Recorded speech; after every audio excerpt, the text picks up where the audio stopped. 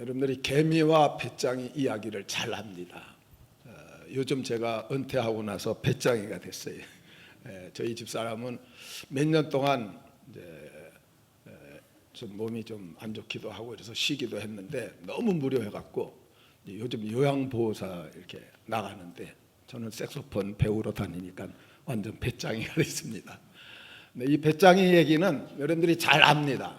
개미는 열심히 일하고 배짱이는 그냥 노래 부르고 놀기만 하고, 그래서 겨울이 되니까 배짱이는 얼어 죽을 지경이 돼갖고 거지처럼 개미한테 얻어먹는, 이게 1탄이에요.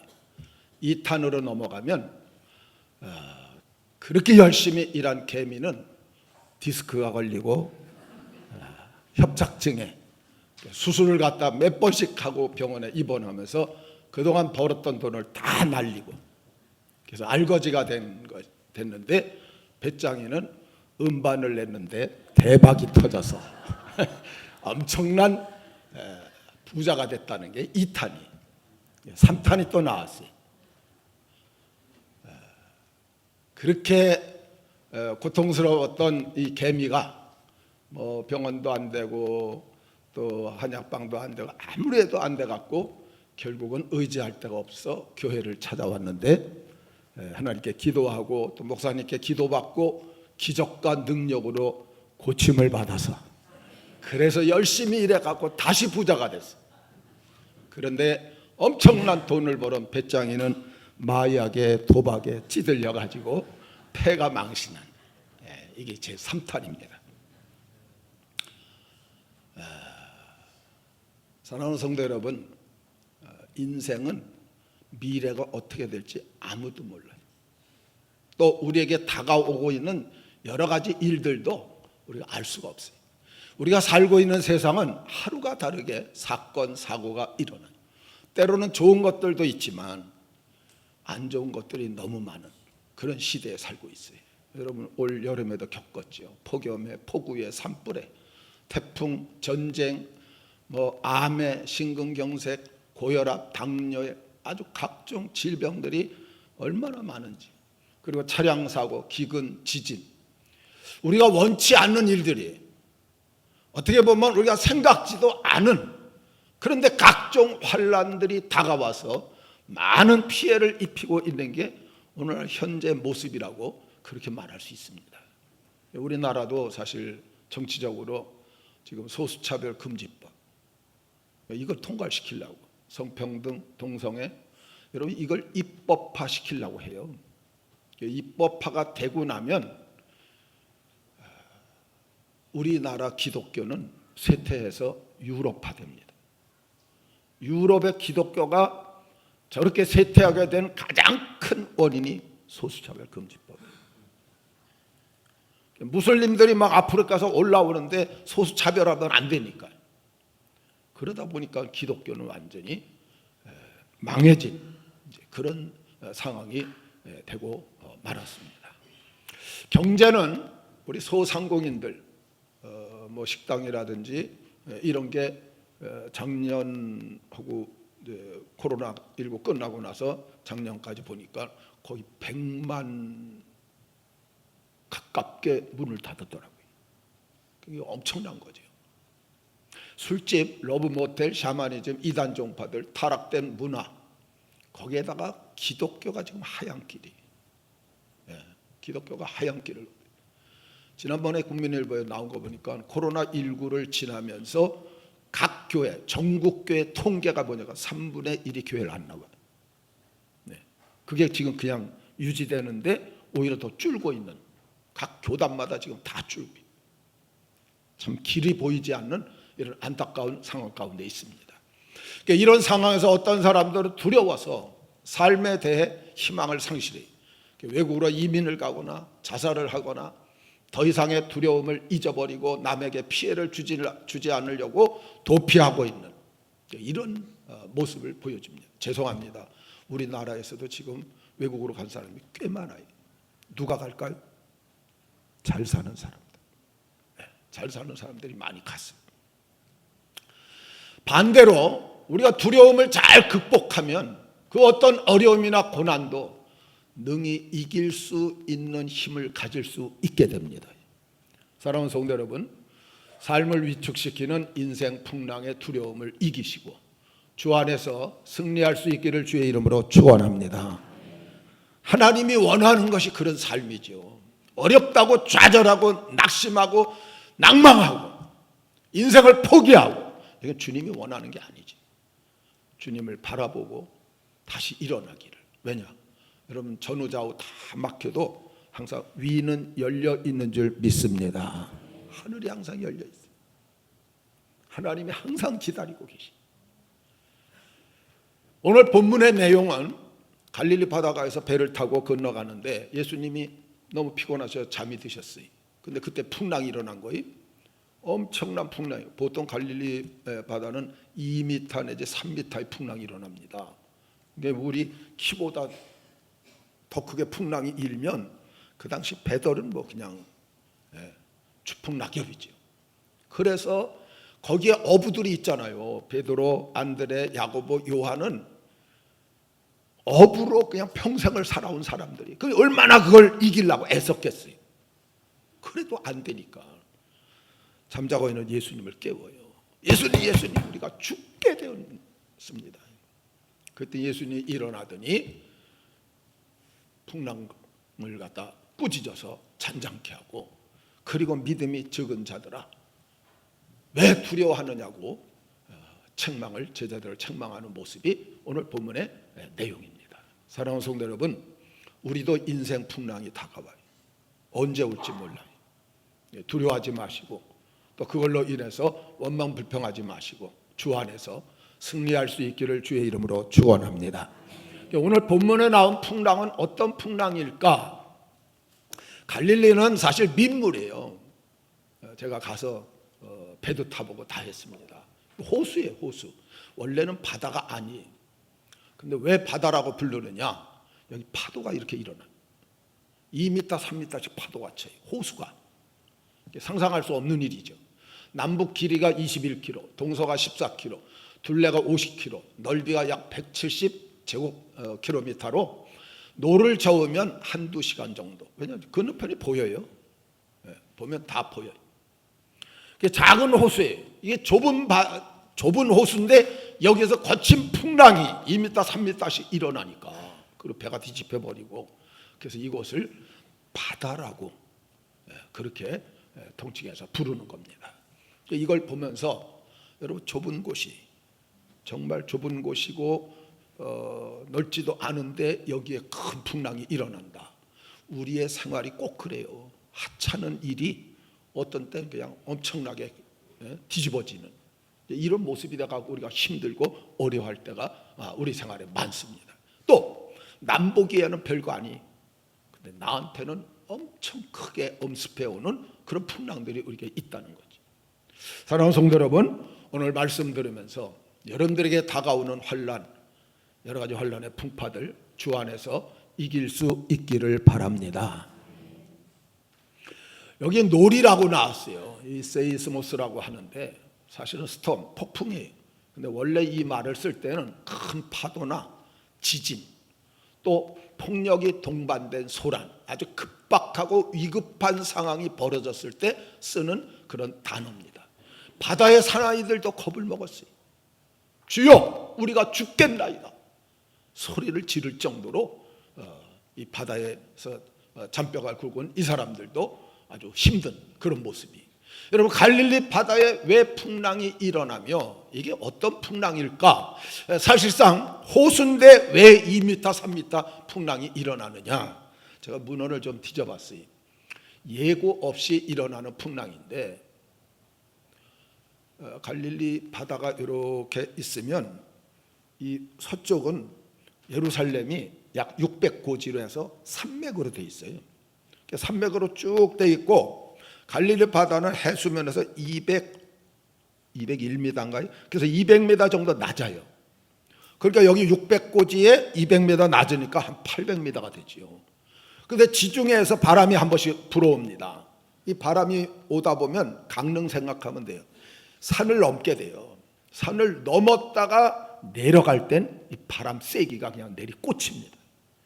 쫙 내려오는데 그걸로 인해서 폭풍이 일어나는 파도가 일어나는 게 아니고 갈릴리 바다에 딱 부딪히면 건너편이 골란 고원의 절벽이 있어요.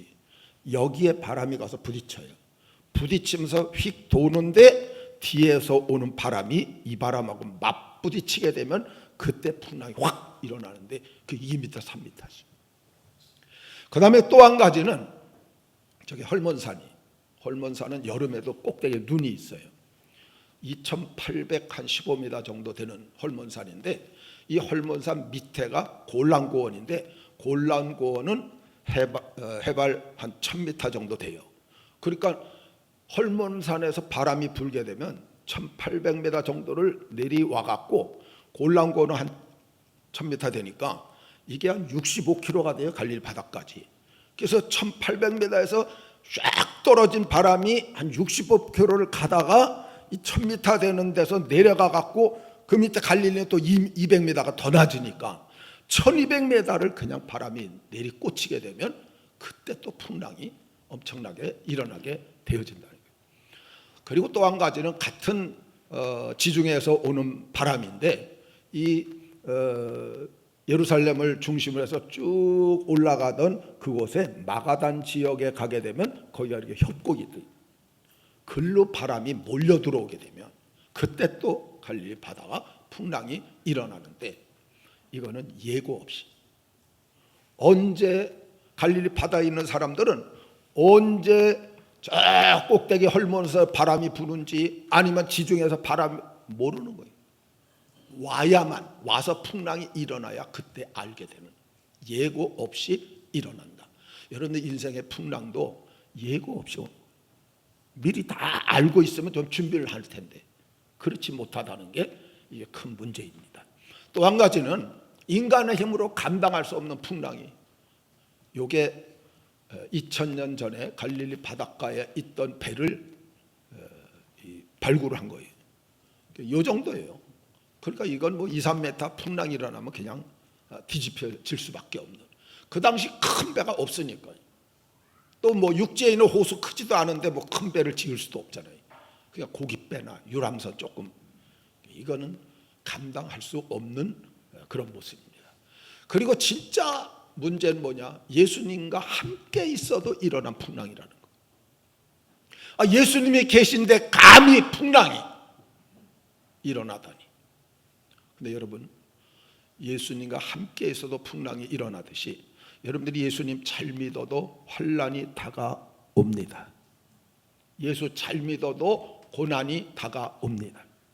물론 주님께서 이길 힘을 주셔서 그걸 헤쳐나가는 거죠. 그러니까 세상 풍파에서 예수 믿는 성도들도 면제가 되지 않는다는 거예요.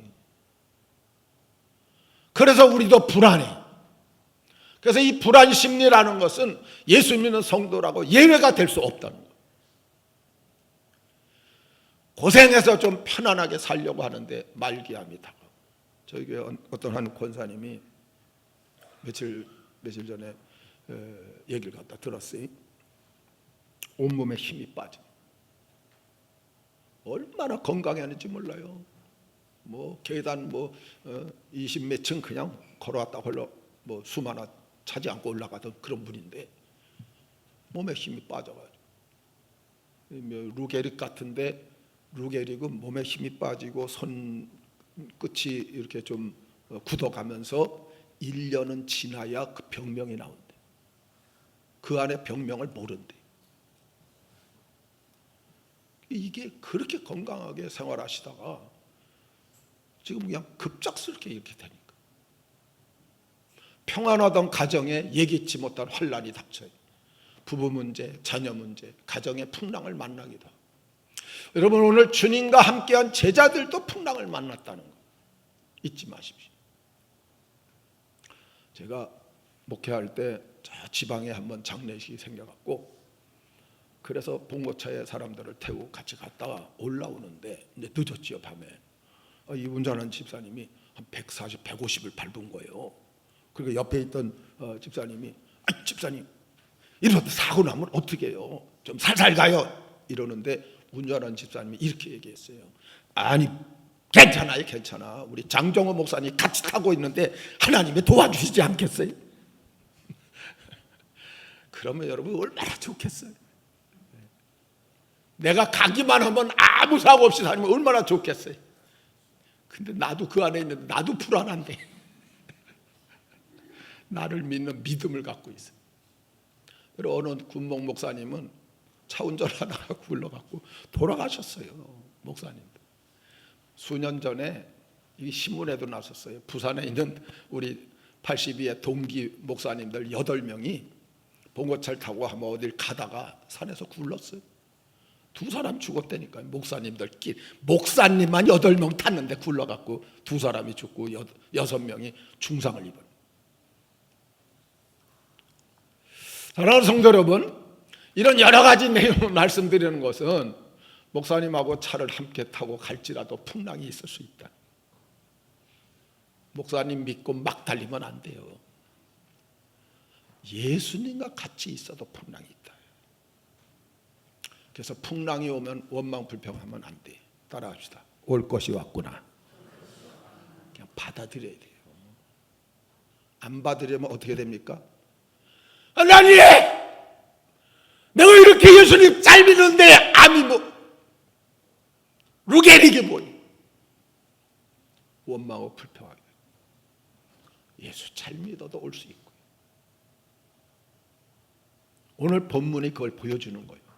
주님이 같이 있는데도 풍랑이 일어났다. 어쨌든 여러분, 인생 풍랑은 누구에게나 다 오는 거니까요. 올 것이 왔구나 생각하고 원망하지 마세요. 불평하지 마세요. 낙심하거나 좌절하지 마세요. 오늘 본문 내용을 들으면서 주 안에서 잘 이겨나갈 수 있기를 주의 이름으로 축원합니다. 그것이 우리가 가져야 될 자세예요. 누가 해결자냐? 자, 26절 다 같이 봅니다. 예수께서 이르시되 어찌하여 무서워하느냐? 믿음이 작은 자들아 하시고 곧 일어나사 바람과 바다를 꾸짖으시니 아주 잔잔하게 되거늘. 아멘. 인생 문제 주관자는 예수 그리스도이신 줄 믿습니다. 목사님이 아니에요. 장로님이 아니에요. 권사님이 아니라니까요. 제자들은 여기서 잔뼈가 굵은 자들이라 할지라도 광풍에 대치하는 노하우를 얼마나 갖고 있었겠어요. 최대한으로 발휘했겠지만 그러나 불가능, 절망적이 됐어요. 그래서 주님을 깨운 거지. 근데 예수께서 일어나셔서 무서워하는 제자들을 믿음이 적다고 꾸짖었어요. 근데 말씀으로 바람과 바다를 꾸짖고 풍랑을 잔잔케 해주셨어요. 모든 문제가 완벽하게 해결되어진 줄 믿습니다. 이것이 우리가 감사해야 될 그런 내용이죠. 먼저 제자들을 꾸짖었다. 여러분, 인생 문제 주관자 되신 주님을 보여주신 거예요. 예수님 옆에 계시는데 두려워 떨지 말고 먼저 깨우면 됐죠. 인생 문제 주관을 주님이 다 하시는데 안 깨우고 별 여러 가지 노하우를 다 써보고 나서 그제서야 예수님 우리가 죽게 됐습니다. 일어나지. 사랑하는 성도 여러분, 어떤 풍랑이 오든 어떤 인생 환란이 오든 먼저 기도할 수 있기를 바랍니다. 먼저 주님을 찾을 수 있기를 바랍니다. 다 해보고 찾으는 거예요. 그러니까 레슨비를 다 지불하는 거예요. 이것저것 다 지불해놓고 주여. 오늘 본문의 제자들이 그런 모습이라는 거죠. 어쨌든 인생 문제의 주관자는 예수 그리스도. 그래서 예수님 자신이 함께 있는데도 무서워하는 작은 믿음의 소유자임을 책망하신 거죠. 우리의 삶도 마찬가지예요. 우리는 이렇게 바라보면 야, 예수님 계시는데 왜 그럴까? 우리는 그렇게 생각할 수 있어요. 여러분, 지금도 예수님은 저와 여러분들과 임마누엘로 함께 거하시는 줄 믿습니다. 근데 우리도 여전히 불안해. 우리도 여전히 걱정해. 똑같은 거예요. 그 다음에 바람과 바다를 꾸짖었어요. 이건 자연 문제 다 주관하는 주관자 되심을 보여준 거예요. 그러니까 인간만 주관하는 게 아니고 자연 환경, 우주 만물 다 주관하시는 분이다. 이걸 오늘 우리에게 또 보여주신 겁니다. 배를 삼킬 듯한 거센 바람과 풍랑을 누가 꾸짖을 수 있겠어요? 꾸짖는다고 풍랑이 또 잔잔하겠습니까? 여러분, 성경에 바로 특별한 인물은 있어요. 여호수아가 태양아 멈춰라, 달아 멈춰라, 그냥 멈췄어요. 사실은 돌던 지구가 멈춘 거지, 저게 멈춘 게 아니에요.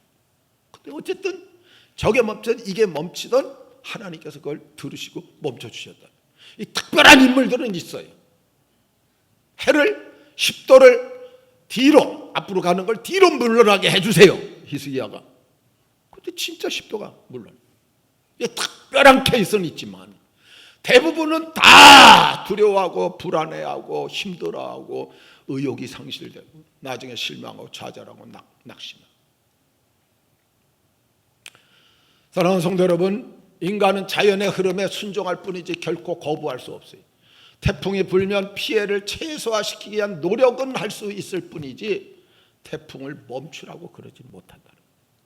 이게 우리의 연약한 모습이지만, 그러나 이 모든 자연 환경도 주님이 주관하고 계시는 줄 믿습니다. 이게 중요한 거예요. 여러분들 가정도 주님이 주관하고 계시는 줄 믿습니다. 여러분들 사업도 주관하는 줄 믿습니다. 우리의 환경 전체를 다, 우리의 직장도, 모든 걸 주님이 다 주관하고 계시죠. 그런데 주님은 말씀으로 풍랑을 제어했고 또 풍랑은 순종을 했어요. 두려움과 고통의 제자들에게 평안함과 기쁨을 주었어요. 피할 수 없는 절망을 기쁨으로 바꾸어 주신 것이 바로 주님의 모습입니다. 풍랑을 꾸짖은 것, 이게 예수님의 기이하고 권위적인 행동이, 우주와 만물의 주인, 주관자, 통치자로 만물을 지배하시는 조물주의 권위로 꾸짖으니까 그냥 멈춰버려요. 바다에게 평화를 명하여 무인격적인 자연현상까지도 자유자재로 다스리는 초자연적 능력을 가지신 분이 예수 그리스도이신 줄 믿습니다. 여러분, 진짜 믿으시기를 축원합니다. 진짜 믿어요. 내가 할 거 다 해보고 나중에 주님 그러지 마시고 그냥 무슨 일만 터지면 먼저 주여. 그리고 이걸 보면 주님은 인생 모든 문제의 열쇠로 이 땅에 오셨다는 걸 보여주는 거예요. 우리는 지옥에 갈 영혼들이었어요. 그래서 우리가 기도할 때 하나님, 죽을 뻔한 저희들을 살려주시고, 그 잘못된 기도입니다. 죽었던 우리를 살려주시고, 죽을 뻔한, 안 죽은 거야, 안 죽은 거예요. 그렇게 기도하면 안 돼요. 여러분, 죽을 뻔한, 안 죽은 상태에서 다시 살아난 거하고 완전히 시신이 되어서 죽었다 살아나는 거, 이게 절 다른 거예요. 완전히 다른 거예요. 죽었던 우리를 주님이 살려주신 줄 믿습니다. 이게 영적인 죄의 문제 해결해 준 거잖아요. 근데 그것만 해결해 주신 분이 아니, 육적인 삶의 문제도 주님이 해결해 주러 이 땅에 오셨다는 거예요. 이사야 53장 5절에 그가 찔리면 우리의 허물 때문에, 그가 상하면 우리의 죄악 때문에. 허물과 죄는 영적 문제예요. 그게 구원과 연관된 거예요. 그가 징계를 받으면 우리가 평화를 누리고, 이거 정신적인 문제. 그가 채찍에 맞으면 우리가 나음을 입었다, 이게 육체적인 문제인데 생활 환경 전체를 다 가리키는 거예요. 그냥 병이 났다 그런 말이 아니. 그가 채찍에 맞아 우리가 나음을 입었다는 것은 가난에서는 부요함으로, 질병에서는 건강함으로, 생활의 여러 가지 문제에서는 해결함으로 다 낫게 해주시는, 다 좋게 해주시는. 그 예수님께서 이 땅에 오신 목적은, 십자가에 달린 것은 영적 구원만이 아니고 정신적인 평화와 생활적인 모든 문제도 주님이 다 주관해서 해결해 줄 수 있기 위해서 오셨다는 거예요. 그러니 여러분, 예수님을 통해서 여러분들의 문제가 해결받을 수 있기를 주의 이름으로 축원합니다. 해결자는 예수님밖에 없기 때문에. 27절 우리 같이 한번 읽어봅니다. 그 사람들이 놀랍게 여겨 이르되 이가 어떠한 사람이기에 바람과 바다도 순종하는가 하더라. 아멘. 여러분, 풍랑을 꾸짖어 잔잔케 해주었는데도 제자들이 놀랍게 여겼어요. 그리고 뭐라고 말해요? 이가 어떠한 사람이기에. 여러분, 예수님이 구세주요 삼위일체 하나님이시여 전지전능하신 분이심을 알지 못하는 안타까운 모습이지. 이가 어떤 사람이기에 이 엄청난 풍랑이 잔잔해지다니. 여러분, 예수님을 알았다면 그렇게 말하겠어요. 과연 주님이십니다. 역시 주님이십니다. 알지 못했다는 것은 아직 믿음이 예수님 말씀대로 작은 상태. 믿음이 없는 건 아니, 그냥 믿음이 작은 상태의 안타까움. 예수님, 우리의 어떤 문제보다 더 크신 분이 주님이신 줄 믿습니다. 어떤 문제보다 크신, 해결 못할 부분이 없다는 거죠. 제자들을 힘들게 하는 능력 속에 바람과 파도를 향해서 꾸짖으시니까 잔잔해지게 만들 수 있는 그분이 바로 예수 그리스도라. 시편 65편 6절로 7절에 주는 주의 힘으로 산을 세우시며 권능으로 띠를 띠시며 바다의 흉령과 물결의 요동과 만민의 혼합까지 진정하시나이다. 바다의 물결, 그리고 바다의 흉령, 물결의 요동, 거기에다 뭐라고 말했어요? 만민의 혼합에. 만민은 온 인류 전 세계 사람들이 소란스럽게 떠들 수밖에 없는 그런 엄청난 일이 벌어져도 다 진정시킬 수 있는 그분이 바로 주님이라고 오늘 우리에게 말씀하고 계십니다. 여러분, 주님이 해결자이신 줄 믿습니다. 문제 해결의 열쇠가 주님이에요. 그래서 우리는 이런 찬양을 해요. 주 안에 있는 나에게 딴 근심이 있으랴. 십자가 밑에 나아가 내 짐을 풀었네. 여러분, 주 안에 있는 나에게 딴 근심이 있으랴. 근심이 있다는 것은 문제를 풀지 않은 거지. 십자가 밑에 나가서 내 짐을 풀었네. 여러분들 지금 교회 나와서 다 풀으시기를 바랍니다. 너희 염려를 다 주께 맡겨버리라. 이는 내가 너희를 권고하십니다. 너희 염려를 주께 맡겨. 여기까지 해요. 여러분들이 너희 염려를 주께 맡겨. 와서 기도해요. 이런 문제 저런 문제 다 맡기는데 갈 때 다 주워 가지고 가면서 어찌할꼬 이러고 가요. 왜? 안 버렸어. 맡겨 버려라. 나한테서 버리면 없는 거예요. 있다는 것은 맡기면서 얘기는 했지만 안 버리고 가져가는 거예요. 근데 버려버리면 나는 편안하게 가는 거예요. 없으니까. 염려를 다 맡겼는데, 다 주님 앞에 다 풀어놨는데, 마음속에 근심 있는 사람 주 예수 앞에 다 아뢰어라. 마태복음 11장 28절에 예수님 하셨어요. 수고하고 무거운 짐진 자들아 다 내게로 오라. 내가 너희를 쉬게 하리라. 여러분, 말씀대로 주님을 통해서 쉼을 얻을 수 있기를 바랍니다. 불안 염려되면 주님을 깨워야 돼. 주님을 찾아야 돼. 주님과 함께 해야 돼. 주님이 역사하도록 부탁해요. 바다와 풍랑을 꾸짖고 잔잔케 해주시는 분이 예수님이십니다. 저 송탄에서 목회하는 어떤 목사님이, 그 목사님 이름은 안 나왔더라고요. 근데 그 교회 이혜원이라는 집사님하고 교회가 크진 않았어요. 그래서 새벽 기도에 몇 명이 나오는데 차로 이제 항상 5시 전에 이제 돌아다니면서 몇 사람 이제 태워 갖고 와서 새벽 예배를 드리는데, 이혜원 집사님하고 같이 탔는데 그때 겨울인데 눈이 많이 왔대. 전신국 앞에 거기 언덕인데 언덕을 내려가다가 그냥 미끄러지면서 차가 그냥 확 한 바퀴 도는데 목사님이 그냥 죽을 것 같더라는 거예요. 그냥 불안하고 그냥 겁이 나서 그냥 소리 지르는데 돌면서 옆에 봤더니 이혜원 집사님은 그냥 끄떡도 않고 하고 딱 앉아 있더라는 거예요. 그냥 순간적으로 스쳐 지나가 그냥 부끄러움이 느껴졌대. 난 목사인데도 두려워서 불안해서 그냥 소리 지르는데 아이고 끄떡없이 앉아 있는 거 보고 그냥 믿음이 좋구나 하면서 자기 자신 마음에 부끄러움이 좀 생기더래. 확 돌고 그냥 섰는데 딱 봤더니 반쯤 기절해서 정신이 없더라. 누구든지 배란간에 다가오는 이런 일들에 대해서 대처하는 게 쉽지 않은 거예요.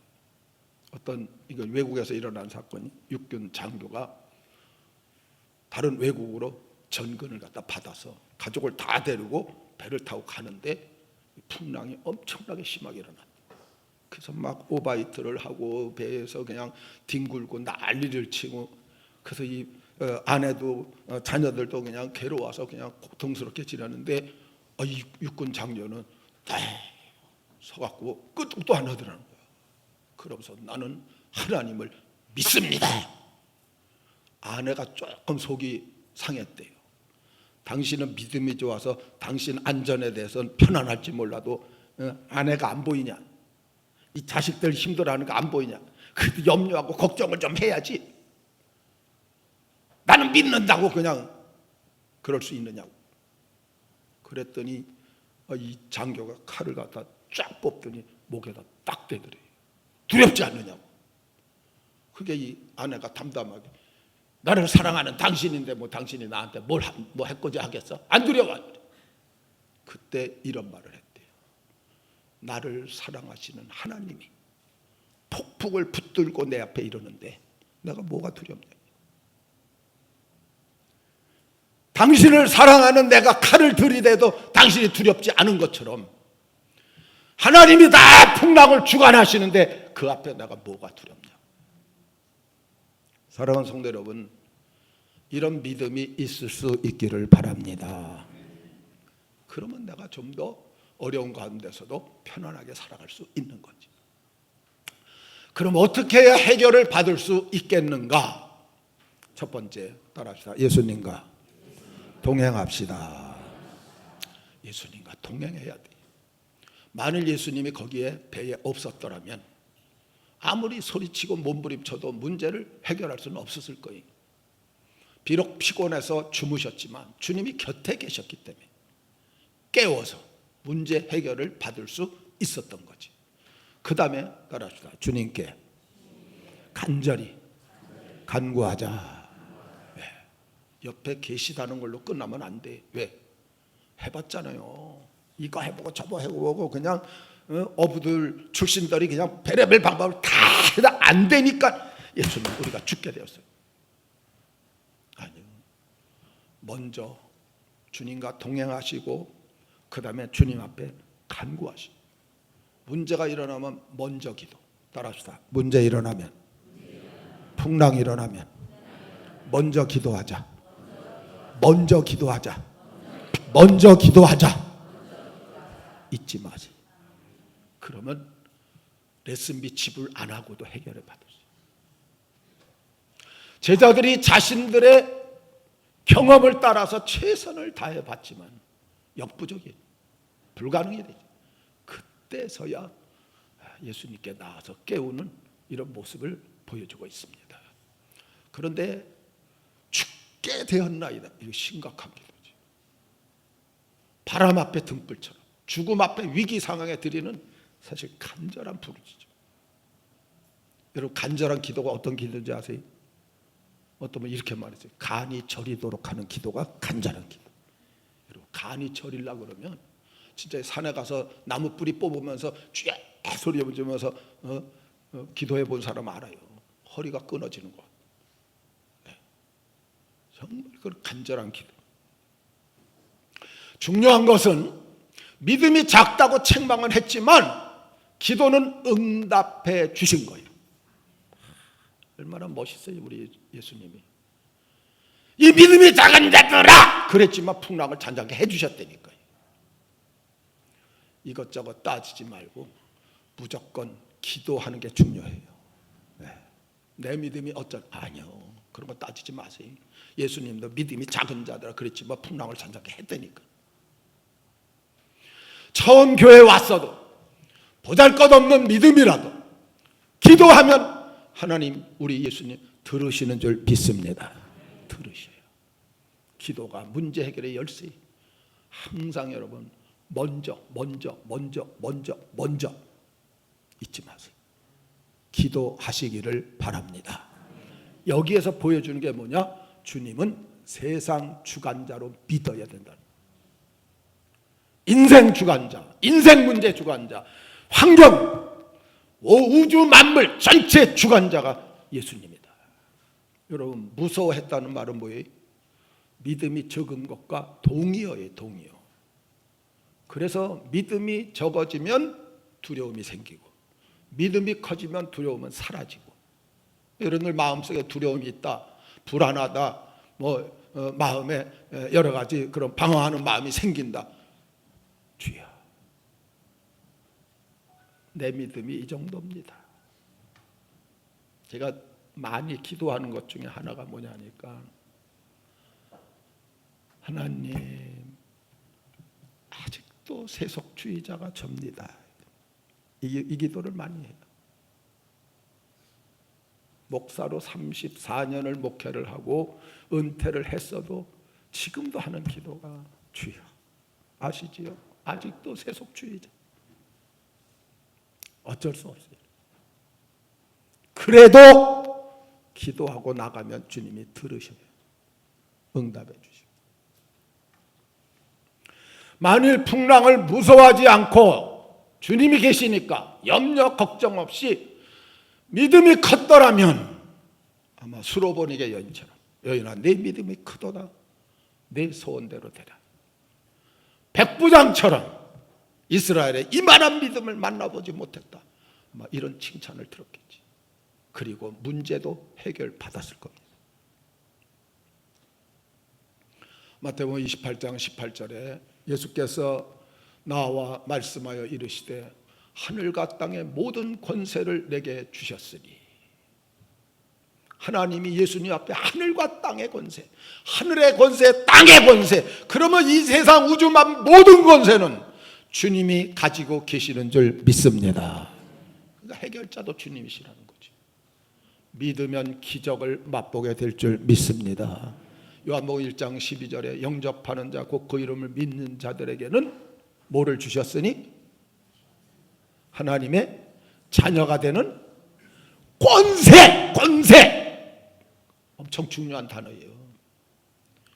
영접하는 자, 그를 믿는 자들에게는 하나님의 자녀가 되게 하셨으니, 이렇게 말을 안 하고 하나님의 자녀가 되는 권세를 주셨으니. 그럼 여러분, 하나님의 자녀의 권세가 뭡니까? 전에 한번 말씀드렸던 것 같은데, 우리 큰아들이 혜성이에요. 우리 교회 혜성이하고 제일 친한 친구가 동현이가 어느 날 우리 집으로 전화를 했어요. 평일날. 그래서 내가 전화를 받았어요. 여보세요? 그랬더니 동현이가 하는 말이에요. 거기 혜성이 집 있죠? 우리 아들 이름 불렀어요. 혜성이 집이죠. 그래서 제가, 야 인마, 왜 혜성이 집이야? 내 집이지. 그렇게 말했겠어요? 그래, 혜성이 집이다. 내 집이야, 내 집. 아버지 집이야. 근데 혜성이 집이죠 하니까 내가 그냥, 그래, 혜성이 집이야 이래요. 아들 집이라고. 누가복음 15장 31절이죠. 제가 정확히 한두 절. 거기 보면 둘째 아들이 돌아왔을 때 살찐 송아리를 잡고 하니까 큰아들이 그냥 화딱지가 나갔고, 나한텐 염소 새끼 한 마리 안 잡아주고 저 가산을 탕진한 저놈한테는 저렇게까지 잘해주느냐고 원망 불평을 하니까 아버지가 그래요. 예, 너는 항상 나와 함께 있어서 따라하세요. 내 것이 다 네 것이로 돼. 이게 아버지와 자녀 관계예요. 너는 항상 나와 함께 있으니까 내 것이 다 네 것이로 돼. 무슨 말이? 네가 안 잡아먹었지. 네가 100마리를 잡아먹고 200마리를 잡아먹던 내가 뭘 해결겠냐. 자녀는 아버지 것을 쓸 수 있는 권한이 있단 말이에요. 여러분, 하나님께서 예수 그리스도를 보내주셔서 우리가 예수 믿고 하나님의 자녀가 되게 하신 것은 자녀되는 권세까지 우리에게 주셔서 우리가 하나님을 통해서 은혜롭게 살아갈 수 있도록 만들어 주셨다는 거예요. 기도하고 구한 것도 받은 줄로 믿어야 됩니다. 마가복음 11장 24절, 그러므로 내가 너에게 말하노니 무엇이든지 기도하고 구하는 것은 받은 줄로 믿으라. 따라합시다. 그리하면 너희에게 그대로 되리라. 믿으시기 바랍니다. 믿으면 그대로 된대. 그래서 믿는 자에게 능치 못할 일이 없다. 예수님께서 내 믿음대로 될지어다. 믿음을 보시고는 내 소원대로 되라. 그냥 그대로 다 기적이 베풀어지는 놀라운 역사가 나타났습니다. 1704년에 슈멀크 목사님이 신방을 좀 먼 데 갔대요. 먼 데 가서 몇 시간 이렇게 운전해서 가서 신방을 하고 돌아왔는데 그 사이에 집이 불탄 거예요. 아들 둘이 있었는데. 그래서 가서 완전히 잿더미가 된 데서 막 파헤치는데 거기서 시커먼 숫덩이가 된 아들 둘이 나온 거예요. 목사님도 사모님도 통곡을 하고. 여러분 어떻게 이기겠습니까? 그냥 안타까워서 울고불고 하고 있는데 그때 아주 그냥 그림처럼 앞으로 그냥 싹 스쳐가는 게 예수님 세상에 계실 때 예수님도 우셨다는 그 모습이 스쳐가더라고요. 그래서 이 목사님이 엉엉대고 울다가 주님, 하나님께서 아들을 보내서 예수님께서 이 땅에 사시면서 우셨는데 나도 아들 때문에 내가 눈물을 흘리는 게 하나님의 뜻이라면 그냥 울겠습니다. 그래서 펑펑 울고 나서 시를 하나를 썼어요. 그 시가 우리 찬송가 549장 내 주여 뜻대로 하옵소서. 2절에 보니까 내 주여 뜻대로 행하시옵소서. 큰 근심 중에도 낙심케 마소서. 주님도 때로는 울기도 하셨네. 날 주관하셔서 뜻대로 하소서. 저는 그 두 번째 줄, 큰 근심 중에도 낙심케 마소서. 정말 근심하지 않을 수 없어요. 너무너무 괴롭고 너무너무 고통스럽고. 여러분, 부모가 돌아가시면 산에 묻지만 자식이 죽으면 가슴에 묻는데 이 말이 뭐예요? 떠나보낼 수 없다는 거예요. 평생을 가슴에 안고 울어야 될 그런 일인데 큰 근심 중에도 낙심케 마소서. 그래서 심을크 목사님은 그것을 이기고 다시 주의 일을 감당할 수 있게 되어졌다. 여러분들이 기도하면 하나님은 둘 중에 하나예요. 해결해 주시든지 이길 힘을 주시든지 둘 중에 하나예요. 기도하세요. 그러면 이길 힘을 주든지. 문제가 해결 안 돼도 괜찮아요. 이길 힘을 주시니까. 근데 어떤 때는 문제를 치워버리시니까. 내 인생 풍랑은 무엇입니까? 자녀, 돈, 건강, 사업, 직장, 학업, 인간관계. 여러분, 기독교는 무섭고 두렵고 절망케 하는 모든 문제를 해결하기 위해 오신 예수 그리스도를 구세주로 믿는 종교가 기독교예요. 이 믿음을 가지고 주님 의지하면서 기도하면서 나가면 어떤 환난 풍파든지 다 이겨갈 수 있는 거예요.